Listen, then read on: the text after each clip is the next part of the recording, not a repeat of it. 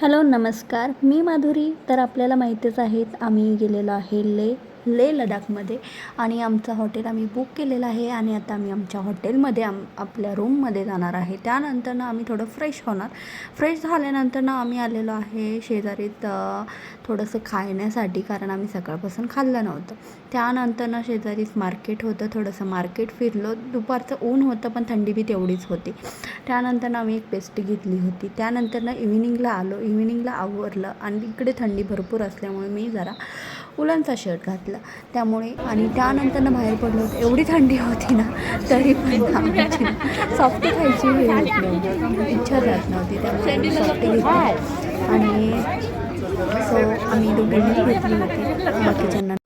आणि थोडंसं मार्केट फिरलं आणि त्यानंतरनं आता आम्ही निघालेलो आहे आमच्या रूमकडे.